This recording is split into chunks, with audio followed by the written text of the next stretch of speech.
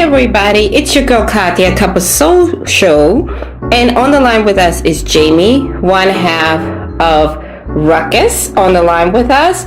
And before we jumped on here, let me correct myself, Royal Ruckus, one half of Royal Ruckus, we talked about Adventures of North Philly, so we know he's definitely a tough guy. If you can survive, North Philly, you've been tried and tested, and you still have faith in things. So welcome to the show.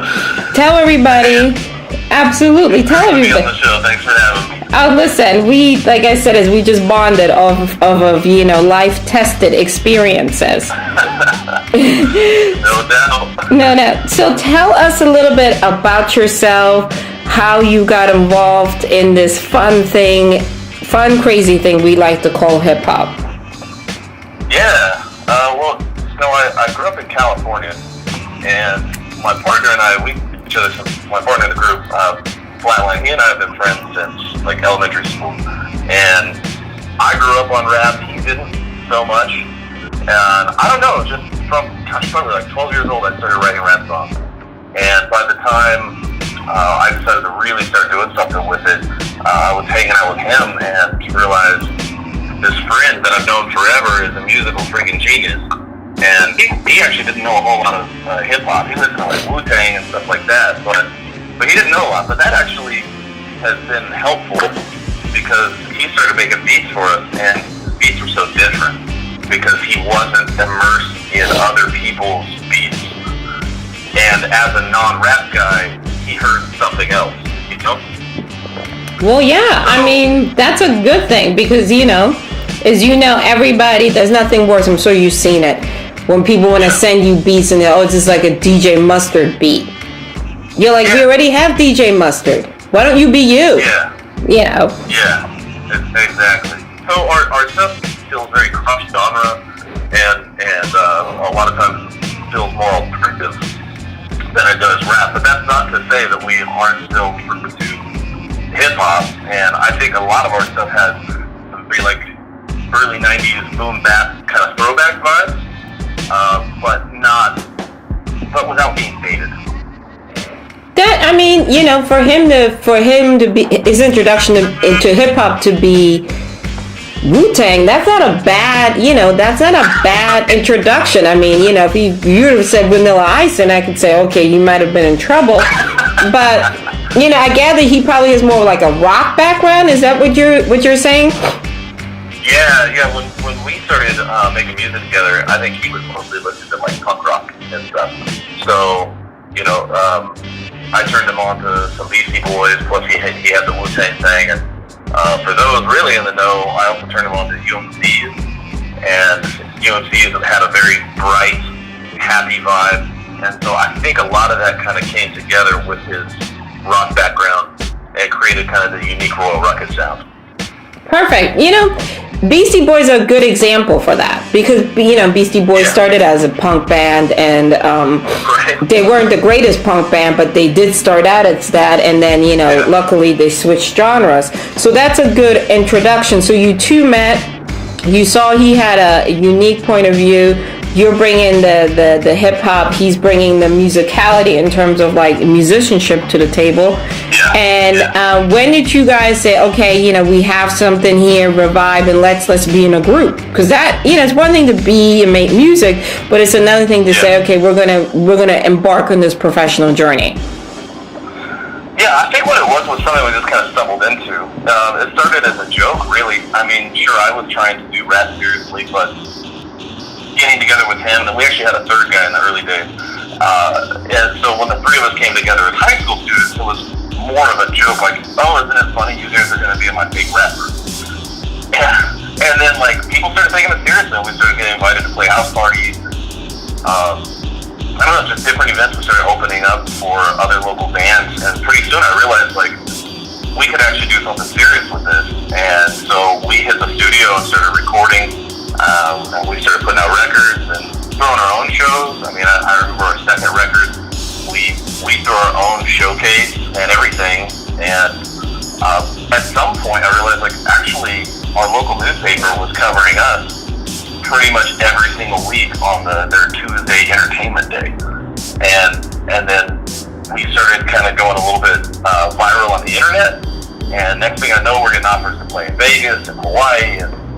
calls from national labels. Like, it was one of those things where I don't think we knew where we were going with it. And So it was organic. Stumbled into it. Yeah, exactly. So that's good. How it should be, you know? Yeah, exactly. It's not forced. God forbid, we can't have that happening these days. So talk a little bit about, you've got a project dropping February the 10th. Tell us the title and tell us a little bit about, what type of vibe we should be expecting on this project.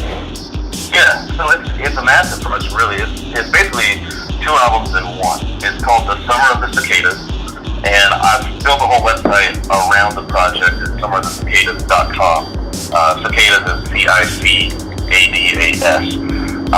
A cicada is a bug that is very unique. It's an insect that lives underground for most of its life, and then it emerges and from underground, and then starts flying around, makes a huge ruckus, and then after 4 to 6 weeks it perishes. And then the life cycle starts again. In North America and certain parts of the country, we have what are called periodical cicadas, and they're 13 and 17-year cicadas. So they literally live underground for like 17 years before they come out for like a month.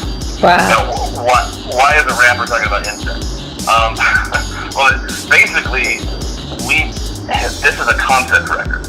And Gotcha. what we are doing is we built the whole record around the concept of the cicadas. We've been underground for a long time.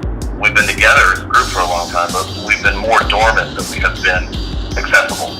And we're changing that, and we are now emerging, and this is our Summer of the Cicadas. This is what we come out, we make that royal ruckus, and make that ruckus for the eyes and ears of all. So what you end up finding, though, is a double album project. The first half of the project, or the first disc, if you can put it in those terms, is a true royal ruckus project. And then the second half is my solo project, Chunjay solo project. Now, my partner is on both discs, but there is a distinctive, there's a shift in vibe. So you get a little more rockish, electro pop kind of influence on our hip hop on Act 1, and then on Act 2 you get a little more distortion guitar, but boom bap hip hop kind of vibe for Act 2.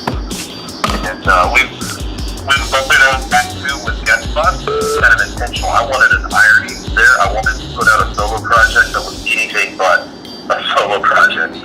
So I called a lot of my old friends, and that record is a Cookbook from LA Symphony, Dr. Legend. There's a handful of different people on the record. Also features Pigeon John. He's been all evolving, and Bonafide.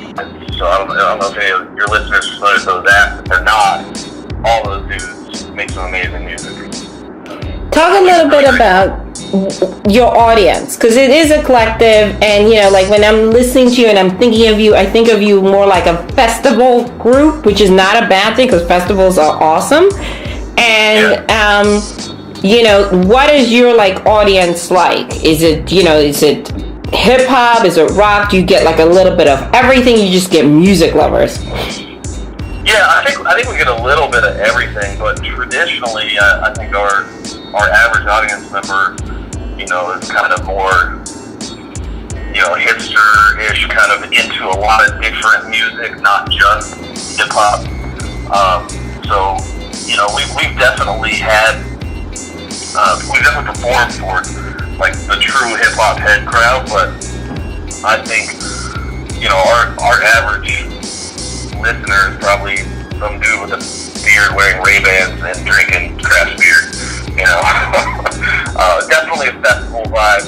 Whenever we get a chance to play festivals, it always goes really well there. And then also because we're very positive and a little silly sometimes, our crowds have occasionally tended to attract a lot of younger kids.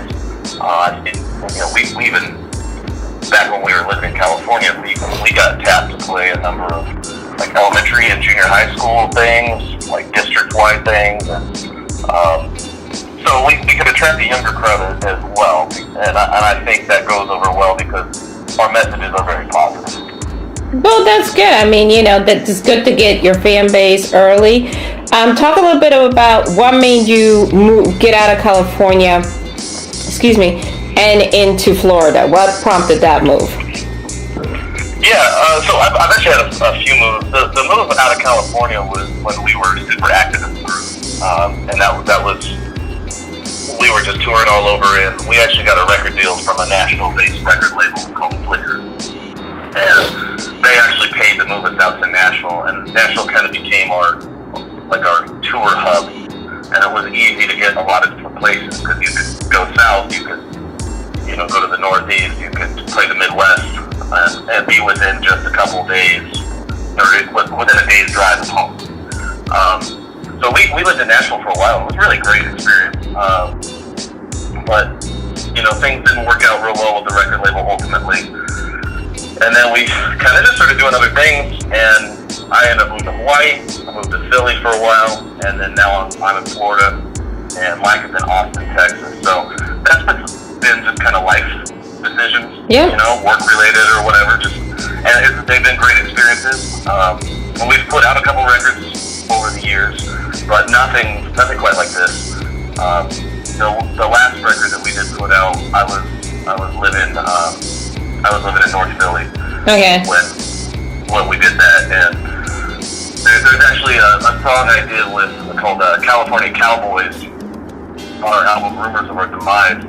That it's kind of funny. That's like one of the harder songs I've written. Kind of like talking about like starting to carry a Glock and I wasn't trying to be hard.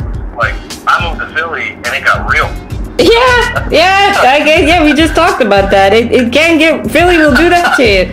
1 minute everything is nice and you're just like, whoa, it's got real, you know what I mean? And seeing that your partner is in Austin, will we be seeing you down at South by Southwest doing anything down there? Are you looking to get on any shows down there? Yeah, we're cooking up some stuff. Nothing is confirmed yet. I know we're pretty darn close, but you know how Austin is during South by Southwest. The whole town turns into a venue. Yeah, we've been. So, we're going actually down, and I tell people like all the time, it can be exhausting. Yeah. I mean, like I've been to other festivals, and like you can be in sneakers, and your feet hurt, and you're hot, and you're cold, and you just like at some point there are points of the festival you're like, I'm over all of this. I just need a break from it. So I tell folks all the time, like pace yourself. Like don't try to do it like in one sitting and stuff like that. But I will say that Austin is a fun city. It is definitely great food, great people, so it's definitely worth it, you know what I mean? So I definitely the tacos in Austin too, so my goodness. It's like, barbecue galore, and it's just definitely, and then psychologically you tell yourself, well, I am walking, so I can eat like this, But tell everybody where they can get the project, where, do the shameless plug. Sure. It's on pre-order right now on iTunes, Apple Music, and you can order a physical copy of the CD. We actually did a really nice job on the packaging. You can order a physical copy off of summeroftheCicadas.com. We got some fresh shirts, buttons, and stickers, and all that. And then follow us on social media. We're on SoundCloud and Twitter as @RoyalRuckus. And then we're on Facebook and Instagram as @RoyalRuckusOfficial. Outstanding. Yeah. So, as we always say in the show, we can't stop you from buying the machine. But once you hit pre-order from the machine, hit pre-order and buy and support independent artists, because independent means everything, PR and everything. And the nice thing about it is they don't have to give a portion or big portion of their music proceeds back to the machine. It actually helps them do things like shows and stuff like that, and we really try to encourage our listeners, when we do our little quarterly or year-end show, we also do a list of local artists or independent artists that we're like, hey, this is somebody that we liked and we really thought they're really cool and we like their movement. Like, go cop up. That is like really something we try to stress here on the show, because the people with the machine don't need the advertisement. They got a whole advertisement department dedicated to just that. This is you are the advertisement department. So we really try to say it, and we like different. Everybody always says, I'm so tired of the same. Well, put your money where your mouth is. Go support different. Go support musicality. That's another thing. Us being here from the Philadelphia area, we have the Roots crew. So Questlove always said it best. He said, we're trying to put a little musicality in hip hop, and you guys are trying to do the same, and that's good for the culture. That's absolutely good for the culture. So we so appreciate you coming on the show. We wish you amazing things and much success. Definitely hit us up. Oh, come on. This is really, I was looking forward to this, and this is definitely what we like to do, which is just showcase something different. Like, when you say different, you're like, oh, this is really cool, and everything. The fact that you have the website for the project, all the stuff that we preach here on the show, and we say, like, present yourself how you want to be perceived. If you're out there doing crazy stuff, but your music is cool, the crazy stuff is distracting everything. So like I said, we definitely support that.